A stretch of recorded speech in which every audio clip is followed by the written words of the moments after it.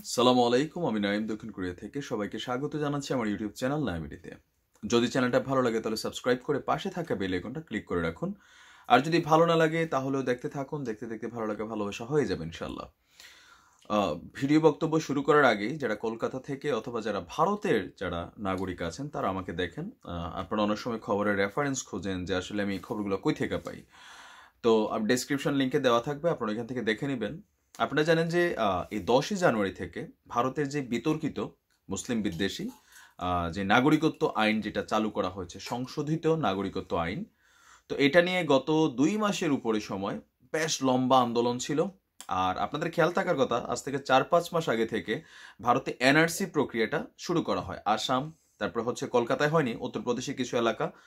তো আসামের যে এনআরসিটা সেটা খুবই আলোচিত হয়েছিল, প্রায় 18 লক্ষ মানুষ, ওইখানে একটা বড় অংশ হিন্দু যদিও, বাট ছোটখাটো একটা কয়েক লক্ষ মানুষ যারা মুসলমানদের মধ্যে নাগরিকত্ব পায়নি বা এনআরসিতে যাদের নাম আসেনি, তারা কিন্তু আপনার একটা কি বলে যে একটা অস্থিতিশীল অবস্থায় ছিল যে আসলে তারা কি ভারতে থাকতে পারবে।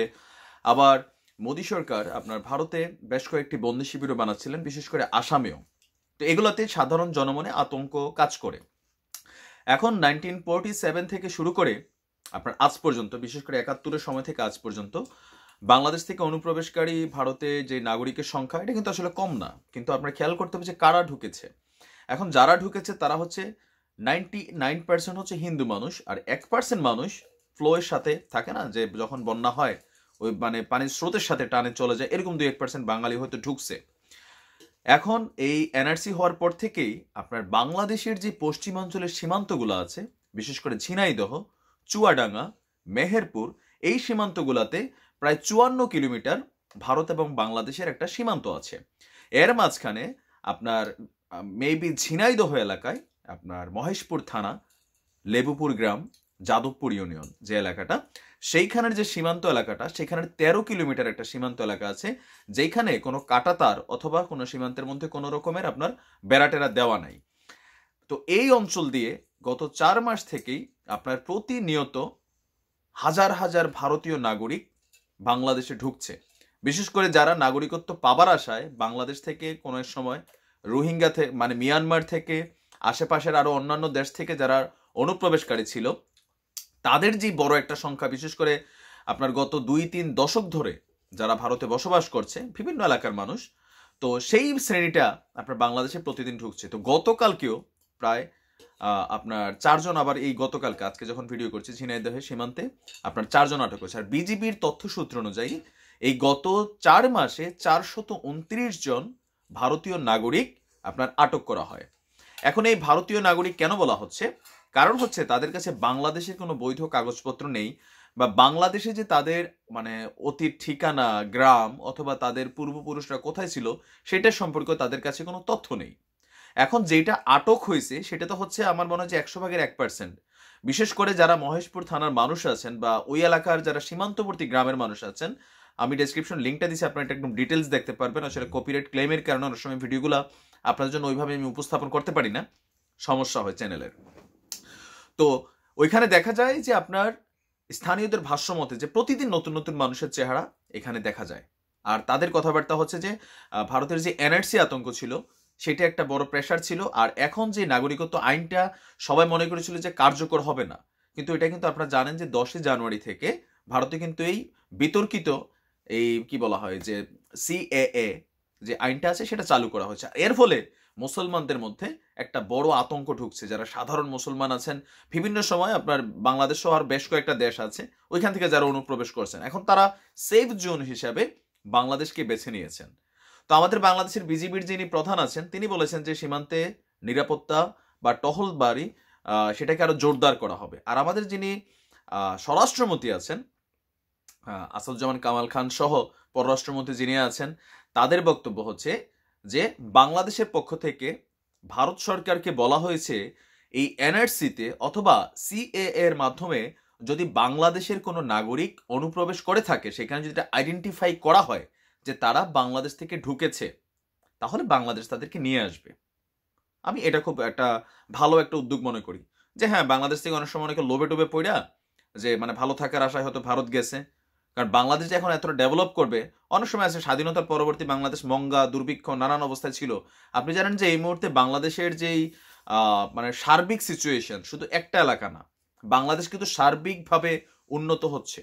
বাংলাদেশ এখন খোলা পায়খানা, শিশু মৃত্যুর হার, জন্ম মৃত্যুর হার, এগুলা কিন্তু অনেক বেটার একটা পজিশনে গেছে। ইভেন ভারতের যেই আপনার কয়েকটা টেলিভিশন সেন্টার আছে সেখানে বাংলাদেশ আলোচনার বিষয়। বাংলাদেশ এখন পাকিস্তানের কাছে আলোচনার বিষয়। বাংলাদেশে যে রাইজিং হচ্ছে সেটা কিন্তু সারা বিশ্বের চোখে আছে। দুর্নীতি আছে আমাদের মধ্যে হাজার, তারপরও ভারতের মধ্যে হচ্ছে কয়েকটা স্টেট আপনার খুবই উন্নত বা ওইখানে রাজধানীগুলা, কিন্তু সাধারণ জনগণ এখন আপনি দেখবেন ভারতের মধ্যে এমনও আছে যে খোলা জায়গায় পায়খানা করে, বাথরুমের জন্য আন্দোলন হয়, এমনকি ছবিও আছে, টয়লেটে প্রেম কথা। আমি খারাপ বলছি না, মানে আমাদের সাধারণ জীবনযাত্রার যেই মান সেটা কিন্তু ভারতের পশ্চিমবঙ্গ বা বেশ কিছু এলাকা থেকে কিন্তু বাংলাদেশ ভালো আছে। এটা বাস্তব, আপনি স্বীকার করেন না করেন, আপনি এটা ভাবেন না যে আমি তথ্যসূত্রের বাইরে কথা বলছি। তো যার কারণে এই যে সীমান্ত অনুপ্রবেশকারী যারা ছিল বিভিন্ন সময়, তারা ভাবছে যে বাংলাদেশ তো আর উঠে দাঁড়াবে না, একটা যুদ্ধ বিধ্বস্ত দেশ, ওই সময় অনেকে চলে গেছে। তো এখনও যদি আমাদের বাংলাদেশ থেকে বলা হয়েছে, এখনও যদি তারা চায় তাহলে বাংলাদেশ সরকার তাদেরকে ব্যাক করে আনবে। আর যারা আছেন যে হিন্দু ভাইরা যারা বিভিন্ন সময় লোভে পড়া বা অনেকে আছেন ধর্মীয় কারণে যাচ্ছেন, তীর্থযাত্রা সহ বিভিন্ন কারণে, আমাদের কাছে যেমন সৌদি খুব জনপ্রিয় একটা দেশ, আমার কাছে না, আমার কাছে শুধু আল্লাহর ঘর আর রাসূলুল্লাহ রওজার কারণে। আর বাকি যারা আছেন এমনি সৌদির খুব সম্মান করেন। আমি সৌদির উপর একটা ভিডিও করবো, ওইটাও দেখে নেবেন যে সৌদির এই নামকরণ বা এই রাজপ্রাসাদ চক্রান্তের বিশাল এক গল্প আছে, সেটা আমি আনবো। তো এই কারণে ভারতের মধ্যেও যারা ধর্মীয় দৃষ্টিভঙ্গির কারণে অনেকে যায়, ভারতের এই আইনের মধ্যে একটা পজিটিভ দিক হচ্ছে, আমি সেটা মনে করি হিন্দুদের জন্য কোনটা, যে ভারত থেকে আমাদের সৌদি বা মুসলমানদের একটা শিক্ষা নেওয়ার বিষয় আছে। আপনি দেখেন বিশ্বের বিভিন্ন দেশে যখন মুসলমানরা নির্যাতিত হয়, ইউরোপিয়ান দেশগুলো যখন দরজা খুলে দেয় মুসলমান দেশগুলোর থেকে ওই রকম ওই সামান্য খেজুর টেজুর দুম্বার গোস্ত ছাড়া, হ্যাঁ কিছু কম্বল টম্বল পাঠানো ছাড়া ওইরকম কিন্তু কোনো অ্যাক্টিভিটিস নাই। কিন্তু আপনি দেখেন যে ভারতের একটা পজিটিভ দিক, যেটা আমি এই আইনের যেটা পজিটিভ দেখি হিন্দুদের জন্য, যে সারা বিশ্বের যে কোনো জায়গায় নির্যাতিত হোক ভারতের দরজা খোলা চলে এসো। এটা আমাদের সৌদি বা মুসলিম রাষ্ট্রগুলোর জন্য একটা শিক্ষণীয় ব্যাপার। এইটা ছাড়া আর এই আইনের কোনো কিন্তু বাস্তবিক কোনো রেজাল্ট নাই, সেটা হচ্ছে ভারতের জন্য। কিন্তু বাংলাদেশের যে মুসলিমদেরকে বলা হয় যে ঢুকা হয়েছে, আইডেন্টিফাই করে দেন, আমাদের বা দেশের মানুষ ভাই আমরা নিয়ে আসবো।